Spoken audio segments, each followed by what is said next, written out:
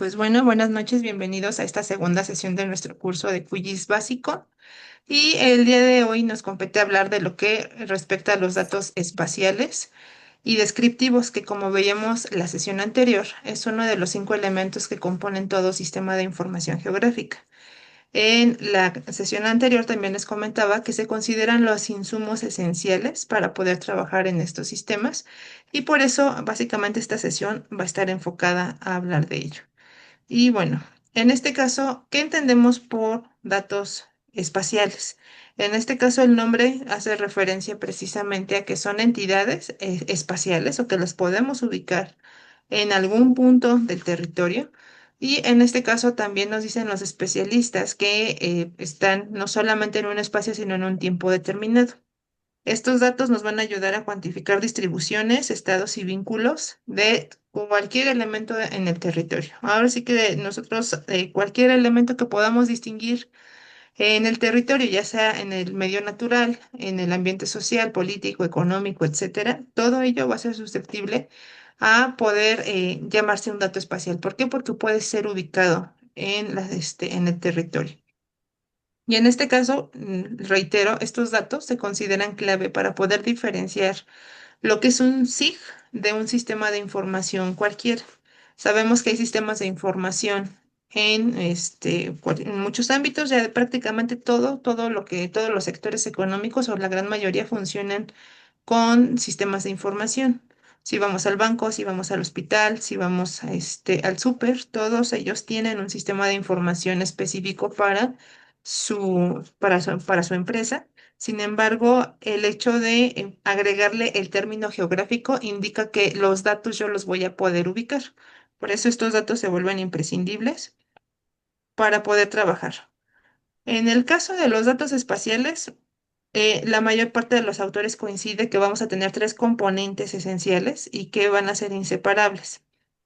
En este caso tenemos el componente espacial, el componente temático y el componente temporal. Estos tres componentes van a ser inseparables de todo dato y principalmente pues también tiene que ver con cuestiones de calidad. En algunos casos ustedes van a encontrar que hay dos componentes adicionales dependiendo, en este caso, del tipo de modelo con el que trabajen. Vamos a poder encontrar lo que es la topología y los metadatos como parte también de un componente de datos espaciales. Sin embargo, estos dos componentes tienen más que ver con cuestiones de calidad, y por cuestiones de un consenso del consorcio, de datos geoespaciales a nivel internacional, que ya nos piden que si nosotros generamos datos, nosotros le generemos también sus propios metadatos, que en este caso es la documentación del dato, donde nosotros especifiquemos la extensión territorial, la temporalidad del dato, qué tipo de datos tiene y también la persona o las personas responsables de generar ese dato. Todo ello con la intención de darle cierta calidad y cierta y confiabilidad a los datos, ya que actualmente no solo instituciones oficiales se dedican a generar datos. Básicamente, cualquier persona que tenga un dispositivo GPS o simplemente, por ejemplo, ustedes que me comentaban, que trabajan con drones, ustedes generan datos espaciales. Entonces, por cuestiones de calidad, si ustedes quisieran comercializar esos datos, sí requieren apegarse a las normas o al estándar del Open Geospatial Consortium, que es quienes estandarizan y como que colocan el estándar de los datos a nivel internacional para poderlos hacer interoperables. En este caso, los componentes básicos son estos tres. Y en el caso del componente espacial, como el nombre lo indica, va a hacer referencia a la localización geográfica de mi dato. No solo la localización, bueno, la localización me va a permitir comprender las propiedades espaciales y las relaciones espaciales que hay entre los objetos de un mismo archivo, de una misma capa, y es precisamente este componente el que me va a dar la oportunidad no solo de conocer ubicación, sino de determinar distancias, superficies, longitudes, perímetros y propiedades que se pueden extraer del mismo dato y a su vez también relaciones espaciales, les decía, entre ellos. ¿Qué tipo de relaciones? Pueden ser relaciones de proximidad, de contigüidad, de adyacencia, este, pues ahora sí cualquier tipo de relación que nosotros queramos analizar de los datos sobre estos mismos, se puede realizar con base en el componente espacial del dato. En este caso, el componente espacial nos va a responder la pregunta ¿dónde? Y generalmente nosotros lo vamos a ver expresado en un valor numérico que conocemos como coordenadas. Toda coordenada, hablando espacialmente, hablando geográficamente, debe estar apegada a un sistema de referencia de coordenadas. No es lo mismo, por ejemplo, trabajar en AutoCAD, AutoCAD así tal cual, cuando tenemos coordenadas de dibujo, coordenadas planas de dibujo, que cuando trabajamos con AutoCAD Map. AutoCAD Map ya genera coordenadas geográficas o espaciales que hacen referencia a alguno de estos sistemas que me permiten a mí como usuario ubicar algún punto en el territorio. Básicamente lo que necesitamos nosotros comprender es eso, que todo sistema, incluyendo QGIS o cualquier otro software que utilicen, cuando ustedes cargan un dato, les van a aparecer coordenadas siempre, siempre van a tener coordenadas. Sin embargo, hay que saber diferenciar si las coordenadas que identificó el programa son de dibujo o son coordenadas, en este caso geográficas o en términos generales, coordenadas espaciales que me permiten ubicar un punto en cualquier, parte de la superficie de la Tierra. Y usualmente esta sigla que ven aquí, SRC, va a estar ligada a todos los datos espaciales y principalmente cuando trabajemos en un software de sistema de información geográfica. La van a ver muy a menudo, casi siempre, y es uno de los aspectos principales que hay que cuidar. Les decía, no solo por calidad del dato, sino también para cuidar los procesos que se generan, porque hay muchos procesos que si el sistema de referencia no es válido, no se puede realizar o se realiza de manera incorrecta. En sistemas de referencia de coordenadas para datos, bueno, aquí le puse urbanos, pero no son urbanos necesariamente, son en general. Este, Son datos para nuestro país. Si ustedes trabajan con datos de cualquier otra parte del mundo, necesitan tener cuidado porque no corresponden específicamente a los que a los que les voy a compartir en pantalla. Estos solo aplican para México. En este caso, tenemos primeramente la parte de los sistemas de referencia de coordenadas cuando trabajamos con coordenadas geográficas. En este caso, sabemos que las coordenadas geográficas van a estar expresadas en grados, minutos y segundos o grados decimales.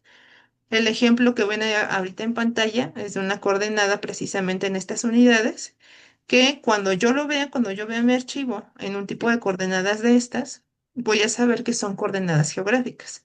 Les decía, pueden ser así con el dígito de grado, minuto o segundo o grado decimal. Eso a mí me va a ayudar a determinar en qué tipo de coordenada está mi archivo. Ahora, en este caso, para coordenadas geográficas para México, tenemos tres datums posibles. Los datums posibles son el marco de referencia que se ocupa precisamente para establecer una superficie matemática llamada elipsoide y poder determinar precisamente las ubicaciones terrestres. Darwin creo que es experto en esta parte por cuestiones de topografía. Debe saber bastante bien estos términos o está muy familiarizado con ellos. Y en este caso, para nuestro país, usualmente cuando descarguemos datos, vamos a tener estos tres tipos de datums. Podemos encontrar datos espaciales en ITRF 92 y estos datos son datos que se generaron a partir de 1992 hasta 2016. Es cuando se crea INEGI en el 92, se oficializa este dato precisamente en el Diario Oficial de la Federación. Sale publicado que todos los datos espaciales que se generen en el país van a tener ese datum como datum oficial para México. En este caso, les digo, esto fue o funcionó de 1992 hasta el 2016. Este datum, bueno, estas coordenadas geográficas con este datum y TRF92 tiene un código que se llama EPSG. Todos los sistemas de referencia de los datos espaciales van a tener asociado un código conocido como EPSG y para el caso de coordenadas geográficas con datum ITRF92 es el 4483. Estos son códigos únicos que sirven como identificadores de los sistemas de coordenadas. No vamos a encontrar otro código como estos asociado a otro sistema de referencia. Este es único para el caso de coordenadas geográficas con ITRF92. Ahora, a partir de 2016, se actualiza este datum y se da paso a ITRF 2008. ITRF 2008 tiene el código actualmente que es el 6365. Es con el que oficialmente se generan los datos en México cuando trabajamos con coordenadas geográficas a nivel nacional. Este es nuestro datum actual oficial, igual publicado por Diario Oficial de la Federación. Este, por eso lo puse en negritas, es el que nos rige ahora. Sin embargo, ustedes, pues, si echan mano de datos que están en repositorios, principalmente como INEGI, si los datos son previos al 2016, se van a encontrar con este datum de aquí y con su correspondiente sistema, bueno, su correspondiente código EPSG. En el caso del datum WGC84, este datum no es oficial para nuestro país, es un datum internacional que se ocupa en cualquier parte del mundo. Todos los dispositivos GPS tienen este datum asociado, bueno, excepto los que están en la zona de Rusia y en los países que no tienen nada que ver con los, los sistemas de referencia estadounidenses o el GPS. Ellos tienen como su propio sistema de ubicación. Sin embargo, todo aquello que funcione con dispositivo GPS, ya sea automóviles, dispositivos móviles, etcétera, este, tiene este dato a nivel internacional. Y el EPSG es el 4326. Ustedes cada que abran QGIS se van a encontrar que QGIS tiene este código asociado. En este caso, no solo QGIS, si ustedes trabajan con cualquier otro software SIG, ustedes se van a dar cuenta que el predeterminado siempre va a ser el 4326. ¿Hasta aquí vamos bien? O Darwin, algo que nos quieras comentar acerca de tu No, experiencia. está todo bien, muchas gracias. Ok. ¿Y ves? ¿Sí? ¿Todo bien? Ujú. Sí, el ITRF 2008 en el menú de QGIS sí viene esa opción o Sí, los dos. sí, de El hecho, ITRF. los tres que están aquí, Ajá. vienen en QGIS. Ok. ¿Y ITRF qué significa? Es el marco terrestre de referencia internacional o algo así. O sea, en español sería como el marco internacional, de referencia terrestre. Ok. Sí, son Y- siglas en inglés. ok. Entonces, también es global igual que WGS 84. Sí es global el marco, nada más que específicamente el ITRF solito, sí lo van a encontrar ustedes, que es un marco internacional, solamente que esta especificación de 2008 es algo que ya adecuó INEGI para los datos de nuestro país. Entonces, completito ITRF 2008 es para México, con parámetros mexicanos y Ujú. el marco sí es un marco de referencia internacional, pero ya INEGI se encargó de colocarle el nombre completo con especificaciones y parámetros para México. Muy bien. Sí, ahí me toca buscar eh, archivos Shape, Ujú. y ITRF, por lo regular son cartas viejas, ¿sí? Ajá, sí, de hecho sí. Cartas, ajá, cartas temáticas viejas, De hecho, y se pueden ahí, pues, encontrar otras más antiguas a estas. No sé si les ha tocado que todavía existen en el repositorio de INEGI con un datum NAT 27. No sé si las han visto. ah, sí, sí, sí. También quisiera opinar un poco Ajá, para retroalimentar en este caso a Ives. claro que sí, Mira, Ives, adelante. lo que es INEGI, él adoptó ya el marco de referencia ITRF 2008 Ujú, y todos los datos o todos los valores, vamos a llamar así, geográficos que obtenemos son estrictamente este, bajo ese elipsoide de trabajo que ya adoptó México. Anteriormente tenían otros, incluso todavía hay en el NAT 27, algunos otros marcos, ¿no? O se hicieron cálculos, en realidad son cálculos referidos a un geoide. Y la diferencial con el WGS84, desde mi punto de vista, si bien es cierto, ya se hizo internacional, quien, digamos, nos lo regaló, por decirlo así, fue Google. Al final del día, prácticamente todos los teléfonos y todas las aplicaciones en la actualidad, no hay uno solo, casi estoy seguro, que no ujú. esté apegado a WGS84. Entonces se ha hecho internacional. Sin embargo, INEGI, pues como todos sus cálculos fueron a través del ITRF 2008, pues digamos ya no es necesario. Hay algunas operaciones de conversión, por eso es que seguimos trabajando el ITRF 2008. Pero repito, hay otros, ¿no? Hay otros marcos, por ejemplo, el NAT 27. Lo que tendríamos que entender, básicamente nosotros, en esta materia o asignatura, es que si trabajamos con uno o trabajamos con otro, tenemos que identificar que sea el mismo marco de referencia. De lo contrario, nos va a desfasar. Así es. Digamos que yo tengo ITRF 2008 INEGI y con mi dron saqué WGS84. Entonces, si yo no hago la conversión adecuada, voy a tener sobreposición de imágenes en diferentes lugares. ¿Me explico? O sea, para efectos prácticos y para sobre todo entenderlo muy claro, ¿no? Actualmente hay muchas aplicaciones en el Google, perdón, en los celulares, que son gratis. Entonces, ¿qué pasa? Vamos con un GPS, la diferencial es el grado de exactitud. Por ejemplo, los drones que nos venden, como decía yo ayer, un dron que vale 600,000 tiene una precisión básicamente de centímetro. El GPS del teléfono tiene una precisión de más o menos, esa es la teoría, ¿no? Ujú. 5 metros, 3 metros, 2 metros. Y si se dan cuenta, actualmente han sido más precisos, ¿no? Entonces, digamos que aparentemente podemos desfasar o sustituir los drones o los, valga la redundancia, los GPS, se le conoce como un GNSS. Estos, lo que hay que hacer es, una vez que tenemos la información, se va a postprocesar y nos puede llegar a dar hasta diferenciales del milímetro. Ajá. Obviamente, pues son equipos que valen 200, 300,000 pesos.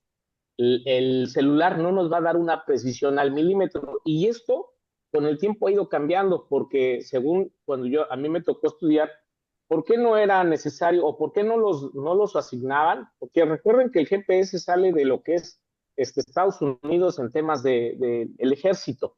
Ujú. Entonces, digamos, por seguridad nacional, no podían tener esa precisión para efectos, pues obviamente, de ser contraatacados, por ejemplo, ¿no? En la actualidad los drones militares pues, tienen esa ventaja de que tienen una precisión milimétrica. Por eso es que, no sé si han visto en las guerras eh, pues cómo efectivamente cae en el punto que queremos, ¿no? Pero en términos generales es eso. El ITRF 2008 es adoptado por INEGI, nuestro máximo proveedor de información geográfica, y de hecho, y yo lo decía la vez pasada, es quien más nos proporciona. Ujú. Incluso anteriormente nos la vendían a los usuarios, nos vendían la información. Actualmente, pues, repito, quien nos la regala, por decirlo de alguna manera, es digamos, de manera práctica, es el Google, ¿no? No sé si se dan cuenta, la mayoría entramos a googlear y de volada nos ubicamos, pero básicamente es eso. Ahorita que vamos a trabajar tenemos que definir si trabajamos en ITRF 2008, que es lo que hace QGIS, o en WGS 84. De lo contrario, repito, incluso en términos de ingeniería es así. Hay quienes, por ejemplo, en los estados, las presidencias municipales, pues toman, dice, pues yo tengo el WGS 84 y ya me ubiqué en el Google Maps, o sea, ya le damos por hecho que es sí o sí, pero bajamos información de INEGI, que pues es bastante buena, y no hacemos las conversiones. Entonces desfasamos proyectos de ingeniería como puentes, como estructuras grandes, los desfasamos porque no tenemos esa conceptualización de que tenemos que trabajar el mismo marco de referencia. Básicamente sería eso mi aportación. Gracias. Muchas gracias a ti, Darwin. En efecto, aquí una de las ventajas importantes que ya tienen los softwares actuales es que hacen una transformación virtual al instante. Es decir, yo cargo capas y aunque tengamos, por ejemplo, distintos sistemas de coordenadas, distintos códigos EPSG, en automático, si están bien de origen, me sobrepone todo. Pero es muy importante lo que acaba de decir Darwin. Cuando hacemos un proyecto hay que definir sobre cuál vamos a trabajar, sobre qué tipo de coordenadas y sobre qué datum para que le asignemos el código correspondiente y todas las capas que vayamos a trabajar sean las mismas. En este caso hay que hacer el proceso de conversión o de reproyección que se le llama en los sistemas de información geográfica, con la intención de asignarles a todas mis capas que yo voy a usar en ese proyecto el mismo código EPSG. Esto principalmente por cuestiones, les decía, de calidad, de evitarme problemas a la hora de generar procesamientos y también a la hora de generar cartografía. Porque cuando tengo capas de distintos códigos, a la hora de que yo quiero generar una cartografía, a veces salen malas coordenadas y tiene que ver precisamente con esta parte de los sistemas de referencia. Les decía, una de las ventajas que tiene QGIS en su versión 3 en adelante es que es una transformación virtual, pero ojo, solo es virtual. Sí nos toca como usuarios hacer esa transformación de la que nos hablaba Darwin, de homologar nuestras capas de datos una vez que ya tengamos definidos sobre cuál vamos a trabajar.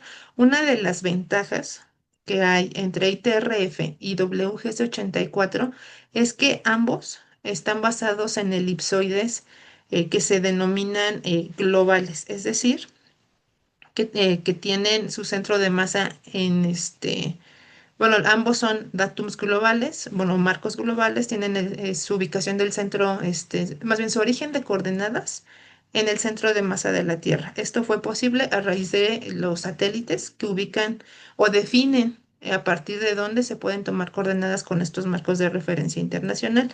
La diferencia entre elipsoides, entre ITRF y WGS84, sí es milimétrica, como bien nos comentaba Darwin.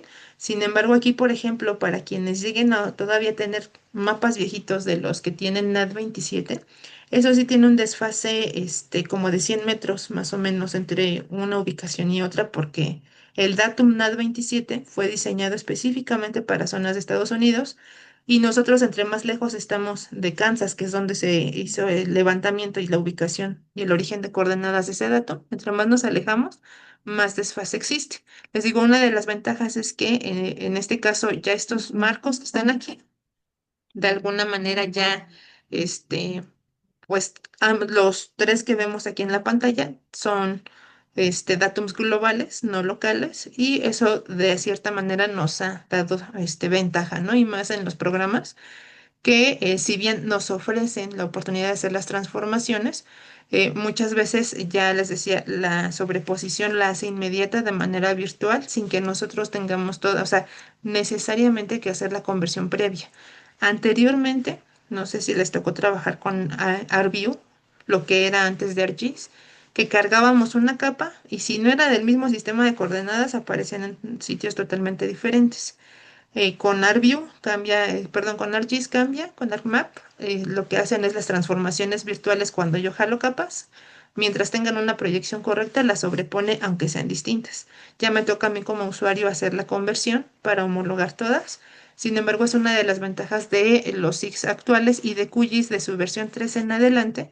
Ya nos permite generar los procesamientos, a pesar de que podamos tener datos que tengan diferente código EPSG. Eso puede ser bueno, pero también puede ser malo, Puede ser bueno porque ya no me limita para hacer el procesamiento, pero puede ser malo porque también por cuestiones de calidad y de que si no me doy cuenta que existe un cierto desfase entre los datos, yo puedo generar y procesar la información y así como yo ingreso mis datos de entrada, así me va a resultar el dato de salida o la información de salida. Ya la voy a obtener con cierto margen, o cierto grado de desfase de error por lo mismo. Y bueno, Una eso pregunta, doctora. sí. Por ejemplo, dices que, ok, en eso me queda completamente claro, pero por ejemplo, para un QGIS o un ARMAC, o sea, cualquier software de sistema de información, podemos identificar cuál es, o bueno, nos ayudarás a identificar cuál es el desfase que tenemos entre un sistema y otro, aunque virtualmente estén sobrepuestas, o sea, para efectos visuales estén Ajá. correctos, para efectos de cálculo estén desfasados. ¿Eso sí nos los ayudarías tú en esta asignatura o no? Podríamos hacer el cálculo y podrían ustedes notar que es milimétrico entre ITRF 2008 y de WGS 84 van a ser milímetros quizá y necesitaríamos dejar creo que hasta el séptimo decimal para poder ver la diferencia. Puedo mostrarles cómo hacerlo para poder, bueno, que ustedes en algún momento dado si quieren hacer la comparativa de sus datos puedan ejecutarlo con la intención de validar si nos sale exactamente igual con los datums, porque en números enteros sale igualito. La diferencia va a estar es milimétrica, entonces sí podríamos, al menos cuando obtengamos, no sé, ya sean longitudes o incluso ubicaciones precisas, pero como hasta el séptimo decimal, quizá veamos la diferencia. Visualmente va a ser complicado hacer el zoom a manera de que se vea porque realmente la pantalla no nos los permite a ese nivel, pero obteniendo las ubicaciones, o pidiéndole al programa que nos arroje las ubicaciones con 7 decimales, probablemente podamos ver esa diferencia milimétrica. Ah, ok, gracias. Muy bien. Pienso que yo por eso yo inicié picándole a QGIS, precisamente era un video de una argentina, a ver, porque pues uno siempre ha hecho los mapitas en Google Earth, ¿verdad? Que es muy práctico.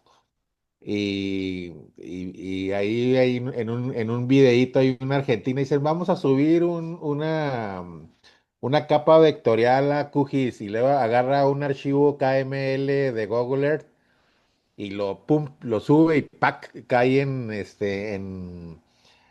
pues obviamente en el, ¿cómo se llama? En el complemento, uno de los más descargados de QGIS, que precisamente es la visualización de Google Earth. Entonces, yo Ajá. siempre que subo, yo siempre que subo cualquier archivo, siempre primero tengo la capa de Google Earth abajo y a ver si cae encima de lo que estoy viendo Ajá. ahí. Eso es, digamos que de entrada es una práctica que usualmente se hace para ver si el archivo cae donde debe de caer. Si cae, ya a veces ya ni le movemos, si así lo dejamos, así lo usamos. Ya si Ah, cayó ahí, yo dije, güey, ya empezamos bien porque sí está. ajá, sí, exactamente. Eso pudiera Y ser hay algo una también, manera. por ejemplo, complementando, digo, actualmente muy poca gente utiliza AutoCAD o otras aplicaciones, por ahí tengo alguna, se las voy a compartir, pero por ejemplo hay una forma también teniendo, digo, y también lo hago por rapidez, ¿no? Ujú, Hay ocasiones en las que yo, por ejemplo, marco en Google Earth o en un KML para ujú, poder después subirlo a QGIS. Pero, por ejemplo, digamos, como son a mano alzada, pues sí quedan ahí algunas lagunas, ¿no? Entonces, ¿qué es lo que hago? Por ejemplo, yo lo paso en algún software, lo mando a AutoCAD, lo cierro milimétricamente, visualmente hablando, y después lo vuelvo a subir a QGIS, ¿no? Para que esas lagunas que no alcanzo a percibir o que no puedo modificar, vámoslo así, en QGIS, pues sí las puedo modificar en AutoCAD, ¿no? Entonces, la verdad es que me ha funcionado, visualmente se ven casi perfectas, ¿no? Pero digo, esos son como unos truquitos ahí para claro. que se vea bien, que al final del día es lo que el cliente quiere, que el mapita se vea perfecto, ¿no? O sea, y lo digo porque, por ejemplo, repito, ahí tengo marcos de agua o, bueno, cuerpos de agua y tengo alguna zona, digamos, de árboles. Digo, ahorita hay muchas cosas, pero uno que ya va pasando esa, o sea, la parte más tecnológica de los chavos, pues nos ha ido costando mucho trabajo, lo que decía Ives, ¿no? O sea, lo hacemos al prueba y error y la verdad es que ahí vamos, ¿no? Creo yo. Pero, insisto, yo sí he hecho que coincidan aparentemente muy cercano a lo milimétrico, pero insisto, es visual. Pero sí me Sí, gustaría en determinado momento identificar, por ejemplo, las diferencias, porque pues obviamente eso es algo importante saber, y lo digo porque aquí me tocó un tema, el puente de la unidad, que es el puente que conecta el macizo intercontinental entre el Ciudad del Carmen y el macizo. Entonces, los de obras públicas del Estado, insisto, trajeron su marco de referencia, había diferencias y la verdad es que con los fundamentos que les di, pues no hubo más, ¿no? ¿Pero por qué? Porque agarran WGS 84 como vamos a decirlo así, como el máximo referente, pero pues no se dan cuenta quienes proyectan en los temas de ingeniería pues con qué datum trabajamos, ¿no? O exacto. co-trabajan, mejor dicho, ¿no? Ajá, así es. Sí, sí, sí, es todo un tema. De hecho, hay cursos Sí, completos solamente de sistemas de referencia. Sí. Sí, sí, sí, muy bien. Muchas gracias, Darwin. Bueno, continuando, aquí están los otros tipos de coordenadas en los que podemos tener datos espaciales para México. Son las coordenadas proyectadas. Son aquellas que en lugar de darnos las ubicaciones con la longitud y latitud, como es el caso de las geográficas, nos las da en X y en Y. Aquí ya no son grados, minutos, segundos, sino metros. Estas coordenadas proyectadas principalmente pues se ocupan cuando nosotros vamos a generar planos bidimensionales porque las coordenadas geográficas parten de meridianos paralelos y toda esta parte de los pues de la esfericidad de la Tierra. Entonces, obviamente, las coordenadas geográficas son angulares, son irregulares a medida que yo me alejo del ecuador y la ventaja con las proyectadas es que son bidimensionales, son planimétricas y son exactamente iguales o regulares en toda la red. Para México vamos a tener solamente dos proyecciones. Digo, por eso aquí específico para México. Si ustedes en algún momento trabajan para o generan datos o cartografía para a otro país, entonces habrá que apegarse a sus normas, a sus marcos de referencia, etcétera. Pero para México solo tenemos dos proyecciones. Tenemos UTM, que es la proyección universal transversal de Mercator, que es una proyección a nivel internacional que divide a todo el planeta en 60 zonas. Todo el planeta está dividido en 60 zonas. A México le corresponde la zona de la 11 a la 16. La 11 comienza en Baja California y la 16 termina en lo que es la península de Yucatán. Tenemos esa cobertura de estas zonas y lo que vamos a encontrar principalmente es que esas zonas van a medir 6 grados de longitud por 4 de latitud. Son relativamente pequeñas. Por eso es que nuestro país requiere tantas zonas para poder abarcar todo o cubrir todo lo que es el territorio nacional. Entonces, en este sentido, son porciones pequeñas y en este caso, INEGI ocupa UTM para generar mapas a escala municipal, a escala urbana o incluso a escala regional, cuando hablamos a lo mejor de más de un municipio, más de un estado pero que pueda entrar dentro de lo que corresponde a una zona UTM.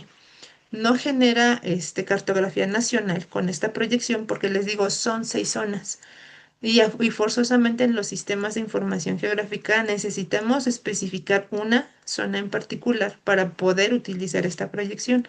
Por lo tanto, nunca vamos a encontrar cartografía a nivel nacional con esta proyección. Siempre será de escalas más pequeñas. Les digo, puede ser regional, en algunos casos estatal, porque por ejemplo, cuando son estados pequeños que caben en una zona, todo un estado está comprendido en mapas o archivos con esta proyección y en escalas urbanas. En el caso de UTM también volvemos a observar los tres mismos datums. INEGI también De igual manera, ya sea que haya generado datos en coordenadas UTM, tanto datos como mapas, vamos a encontrar lo que tienen los mismos tres datums, ITRF 92, ITRF 2008, WGS 84. Aquí cambian los códigos porque les decía, cada código es único y está asociado precisamente a un tipo de coordenada y a su datum específico. Para UTM con datum ITRF 92, les decía, es toda la cartografía, tanto mapas para imprimir como archivos vectoriales que tienen o que se generaron hasta antes de 2016. Del 92 al 2016 lo van a encontrar con este. Y los códigos van desde el 4484 hasta el 4489, van por zonas. Es decir, 4484 es para la zona 11, 4485 para la zona 12, 4486 para la zona 13, para la zona 14, 4487, para la 15 4488 y para la 16 4489. Por eso ahí está el guioncito. Son todos esos que corresponden a cada una de las zonas UTM. Y TRF 2008 vuelve a ser, les decía, para UTM también sigue siendo el datum oficial. Entonces, en este caso, el EPSG para coordenadas UTM con datum ITRF 2008 empieza en el 6366 y termina en el 6371. Igual, 6366 empieza con la zona 11 y así sucesivamente hasta terminar con la zona 16 en el código 6371. Y las coordenadas, el datum WGS 84, igual UTM, para el código EPSG comienza en 326 y los últimos dos dígitos corresponden a la zona UTM. Como en este caso es un marco internacional y la zonificación UTM también es internacional, por eso tenemos que el WGS 84 tiene los tres primeros dígitos son del dato y los últimos dos son de la zona. Tenemos la zona 11, bueno, empezamos 32.611, zona 11 y terminamos en 32.616 para nuestra zona 16. Así es como podemos Perdón, nosotros. doctora, Ajá. perdón, aquí esto se me hace muy interesante. Ujú. El 32 ¿es el código de dónde? El 326 es el código que ocupa UTM, en este caso cuando trabaja con datum WGS 84. No, sí, eso me queda claro. Por ejemplo, porque el 11 se corresponde a a la zona y así hasta el 16. Pero el código 326, de dónde tienes de dónde sale el, perdón? Ah, no, eso nada más, bueno, está asociado a este dato, al WGS 84 en la última modificación. Si nosotros vemos UTM con otros datums distintos, vamos a ver que estos tres dígitos iniciales cambian. Corresponde Ah, ok. principalmente, ajá, Entonces, a este dato. básicamente estaríamos hablando de los códigos QGIS o de los códigos, o sea, digamos, no sé, eh, ARMAC o algo así, ¿no? O estoy No, de hecho, en equivocado. general, bueno, para datos espaciales a nivel internacional están estos códigos y si ustedes abren ArcGIS, abren QGIS, Bueno, Terset o cualquier perdón, otro software y es el mismo. pero entonces soy yo otra vez. Quiere decir, o sea, ya esto ya lo entendí. Vamos, digamos, QGIS adopta el 32611 para la zona 11 y así, pero entonces, ¿el 326 sale de algún sitio o es simplemente a alguien se le ocurrió el número? O sea, ¿o tiene una lógica el 326?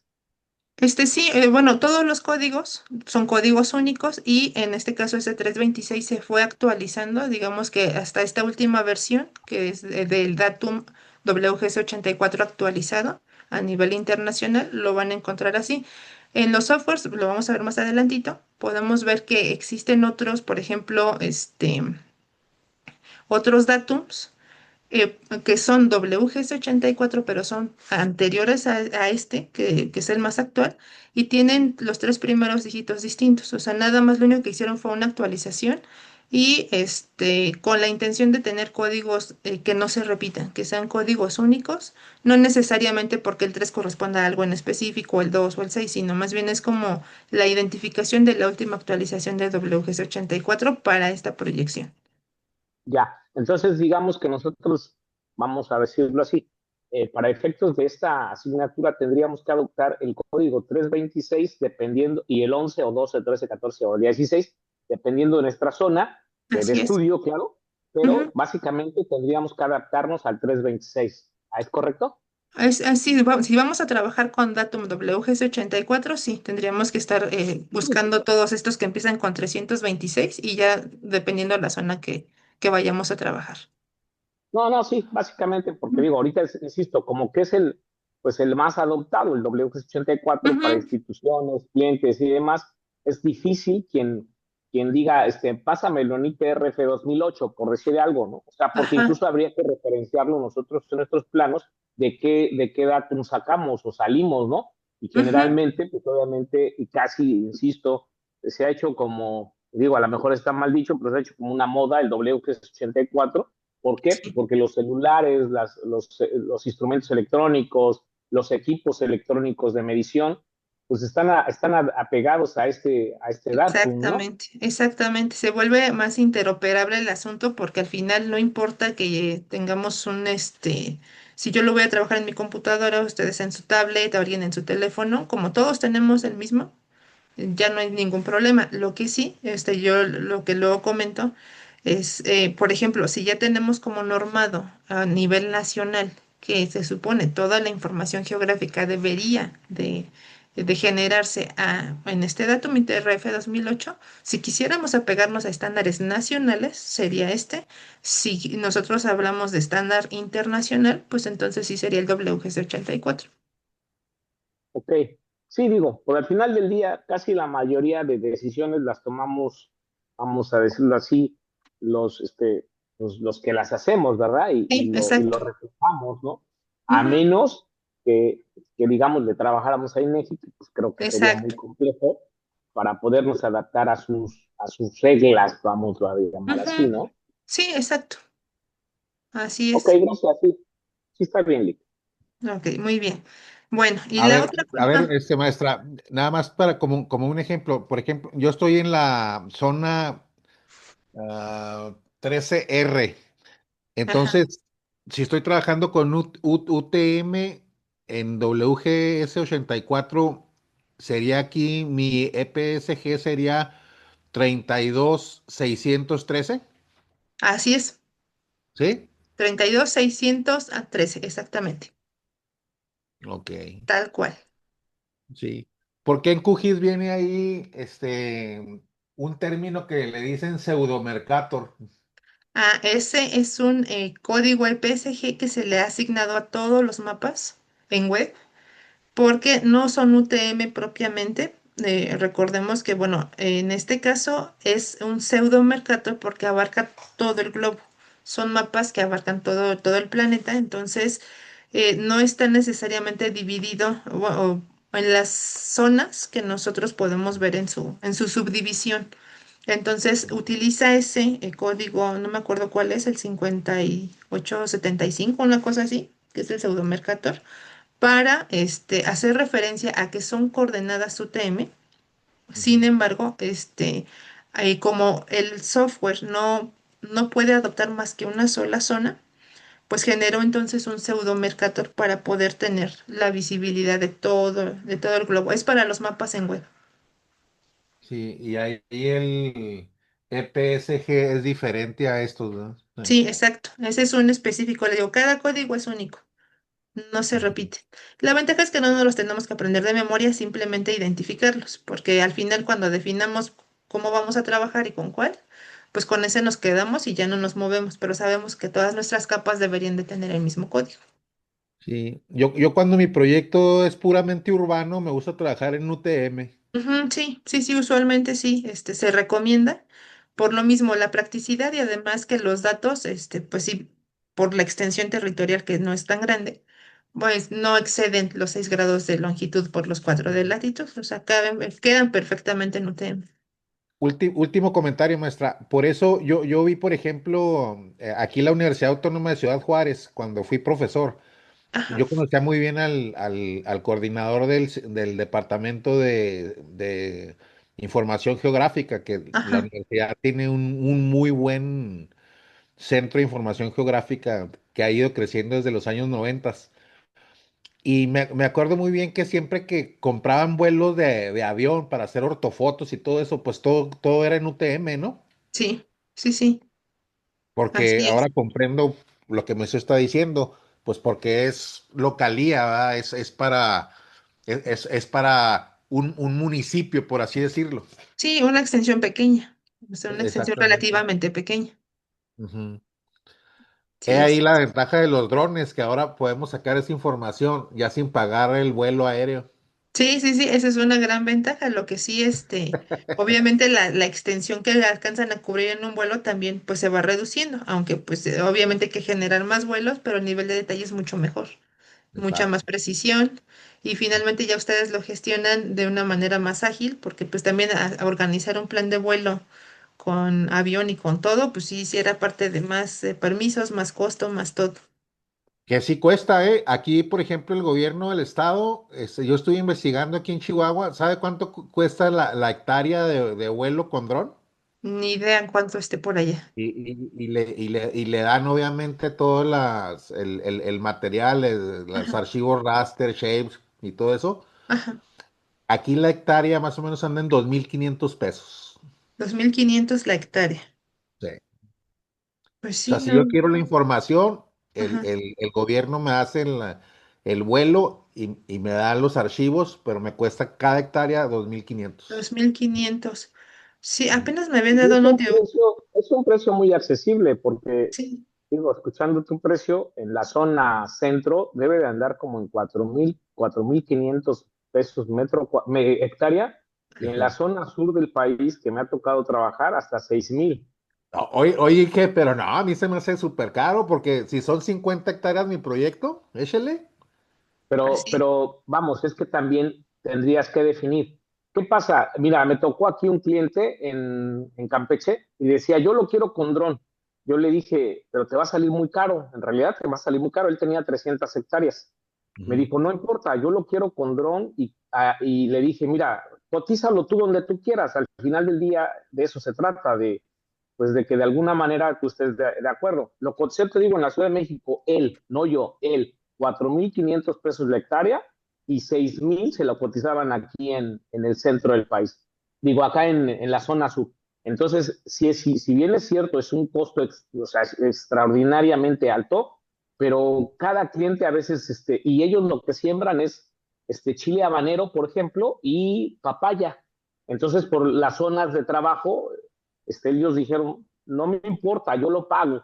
Pero sí, efectivamente, aquí depende, por ejemplo, en tu caso, ¿qué dices? Con ese precio yo me compro un dron. Actualmente es más práctico, pero también depende mucho del cliente, no sé si estés de acuerdo. ¿Por qué? Sí, Porque si yo voy a comprar un dron con 300,000 pesos, le voy a meter 300 al dron o ponle tú 600 un lidar y me voy a meter 100,000 pesos en capacitación, son 700, pero hago vuelos diarios, por ejemplo, ¿no? ¿Me explico? Entonces, yo creo que es muy relativo eh, hablar del tema porque pues depende del cliente. Hay clientes que dicen, no me importa. Otro ejemplo, nos tocaba hacer nosotros el cálculo de la biomasa, que no es otra cosa más que el basurero municipal. Calculábamos cada semana o cada mes, dependiendo cada mes, ujú, cuánto abundaba, ¿no? ¿Cuál era el volumen que tenía mes a mes? Y eso lo sí. hicimos durante un año, por ejemplo. Entonces, cada mes hacíamos un vuelo, obviamente era fotogramétrico, pero de alguna manera pues tuvimos que llegar a un precio pues, mucho menor, porque al final era un cliente de un año, ¿me explico? O sea, digo, Sí. son ejemplos, pero pues sí, en eso anda en la Ciudad de México, en el centro. eh. Bueno, acá, Está muy barato acá, allá en el acá norte. estamos más baratos entonces. Sí, sí, la verdad es que Y, sí, son más accesibles. y, por ejemplo, un punto GPS cuesta en el centro de la ciudad 3,500 el punto, un punto, ¿eh? GPS, normalmente se ocupan dos para hacer una línea base y hablamos de un levantamiento relativamente pequeño, no sé, 50, 30 cuadras, por ejemplo, ¿no? Ajá. Pero creo que con el tiempo ha evolucionado esto en precios, costos, calidad, pues se ha venido modificando. Y digo, un punto GPS 3,500 a mí se me hace caro, honestamente, ¿no? ¿Por qué? Pues, Porque el GPS vale 100,000. Entonces, un GPS con una precisión de más o menos, que te gusta, 2 centímetros, que para efectos cartográficos, pues está excelente, ¿no? O ya actualmente hay redes CORS, las famosas redes CORS, que no hay otra cosa, que es el sistema, se replicó el sistema INEGI. Anteriormente había puntos, eran las redes, o sí, básicamente las estaciones de INEGI, que estaban permanente para los temas de lectura GPS. Actualmente alguien ya los replicó, son el sistema CORS, y ya el GPS te cuesta 70,000 pesos. Te enlazas a una red vía internet con un celular y ya te da una precisión de hasta más o menos 5 milímetros, ¿no? Entonces, digo, oiga, el Inge, equipo vale 70. oiga, Inge, pero a mí esas precisiones a mí se me hacen, a mí esas precisiones al milímetro, para mí ya es para deslindar terrenos y esas Sí, cosas. sí. En cuestión ambiental, para mí ya un No, no, más menos 1 metro, ya me doy por bien servido, ¿eh? Eso claro, sí. es lo que te digo, depende mucho, insisto, por ejemplo, para el puente de la unidad, el que une el macizo continental con la isla Ciudad del Carmen, pues las precisiones tenían, si no milimétricas, cuando menos centimétricas. O sea, hablamos de un puente de 5 kilómetros y hablamos, pues obviamente, de un control más estricto, ¿no? Ya más. Entonces, digo, aplicaciones son infinitas, de verdad, son miles de aplicaciones. Por ejemplo, ¿dónde ocupamos precisión milimétrica? Y te lo voy a decir honestamente. Hay empresas que dicen, no sé, tengo una máquina para un torno que tiene 100 metros de largo. Necesito una precisión milimétrica. ¿Por qué? Porque de lo contrario el tornillo se tuerce o el Sí. eje, valga la redundancia, del torno, se tuerce si tiene más de cierta tolerancia de milímetros, ¿no? Entonces, vamos, y un torno de ese estilo, pues te cuesta, no sé, 4 millones de pesos, ¿no? Sí, Entonces, no importa, o más bien ahí te tiene que ver qué precisión se ocupa, ¿no? Efectivamente, por ejemplo, si hacemos una terracería y hablamos de una precisión de 10 milímetros, es una tontería, porque un pedazo de grava te mide 25 milímetros, ¿me explico? Pero eso te lo va dando ya así el criterio. sí, no, claro, claro, exactamente. Sí, ya sobre la Maestra, marcha ya se define. Sí. no, qué bueno que tenemos un topógrafo aquí, mire, vamos a aprender por 2 lados. Sí, sí, Sí, claro. ahora sí que sí, exactamente. Me tengo que retirar, maestra, porque tengo ahorita una reunión ahorita ya en 10 minutos, entonces me Sí, de retiro hecho la y clase ya acabó prácticamente, ya nos quedan ya, 3 minutitos, ya nada más era lo que les iba a explicar esto último, pero ya se acabó la sesión también, ya nos quedan 3 minutitos, entonces no te preocupes, Ives. bueno, entonces ahí por ahí nos comunicamos el martes. Hasta luego, Claro que sí. Darwin. Gracias, Ives. Buenas Bye bye. noches. Bye. Buenas noches. Sí, bueno, ya nada más a efecto de terminar esta lámina, que es lo último que ya vamos a revisar, es comentarles sobre la proyección cónica conforme de Lambert. Es la segunda proyección que ocupamos, les digo, solo son dos para nuestro país. En el caso de cónica conforme de Lambert, es un cono que se utiliza para, pues, obtener en este caso las, la adecuación cartográfica para países de latitudes medias. En sí, cónica conforme de Lambert no es exclusivo para México. Países de latitudes medias lo ocupan. La diferencia está en los parámetros que se le asignan. En este caso, INEGI es quien se encarga de asignarle los parámetros oficiales para nuestro país. Y de igual manera tenemos los dos datums. Aquí sí no aparece el WGS84 porque este sí es específico para México. No es no podemos utilizar esto, en este caso no hay cónica con WGS84 porque no es algo que se ocupe de manera internacional. O sea, solo algunos países de latitudes medias tienen esta proyección. Por consiguiente, para México solo vamos a encontrar dos datums, ITRF 92 y ITRF 2008. Sus códigos CPSG el 6362 y el 6372 respectivamente. Les decía, cónica es para trabajar a escala nacional porque no podemos asignar un número de zona cuando tenemos seis. Entonces, por eso no trabajamos UTM a nivel nacional. Se trabaja solamente UTM a nivel municipal, a nivel escala urbana. Y cónica es para escala nacional. ¿Cómo distinguimos cuando tenemos archivos, ya que ambos están en coordenadas métricas? Pues lo que vamos a identificar es que en UTM vamos a tener 6 dígitos en Y 7 dígitos en X, siempre. Y para el caso de cónica, vamos a encontrar que son 7 dígitos en X y 6 o 7 dígitos en Y, dependiendo de la zona en el país en donde nos encontremos. Esas son como que las bases para identificar los sistemas de referencia de los datos que usamos en México. Esto sería todo por la sesión del día de hoy. La próxima semana vamos a ver los modelos de representación geográfica que tenemos, específicamente modelo vectorial, modelo raster y lo que conocemos como bases de datos que podemos nosotros vincular también con estos archivos para poder posteriormente ya pasar al software y poder identificar todo esto que acabamos de revisar y también poder diferenciar entre modelos de datos. Y bueno, Darwin, de mi parte esta noche es todo. Muchas gracias. Voy a... Muchas gracias, doctora. Nada más tengo una última pregunta, como Sí. duda. Una vez que tengamos ya las prácticas, a mí me interesa mucho identificar más que otra cosa. Ujú, Nada más así muy rapidísimo. Imaginemos que yo ya tengo mi base de datos vinculada a mi zona geográfica. ujú, Y un ejemplo muy simple. Yo bajé información de INEGI, digamos, tengo hombres, tengo mujeres para cierta zona, de acuerdo al levantamiento o al censo de población y vivienda 2020. Solamente mi pregunta es, ¿puedo definir una línea o más bien en un reporte, en documentación, como algo elemental?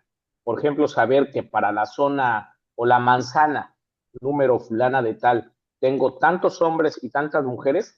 Ya lo hice a través del QGIS, ujú, pero ¿qué crees? O sea, digamos, tengo 3 manzanas, que es mi zona de estudio, pero ajá. solo me da por manzana uno, hombres y mujeres. La verdad es que no se percibe muy bien, solamente es una imagen de pastel. Por la zona 2 otra misma, y por la zona 3 o por la manzana 3 igual. Pero yo lo Ajá. quiero a manera de reporte. ¿Eso lo podría hacer?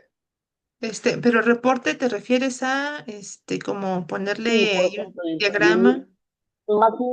imaginemos que lo hago en Excel, ¿no? En Ujú, la vieja escuela. ajá. Pues en Excel puedo saber, ya, o sea, pero tengo que definir, digo, como sistema de información geográfica, desde mi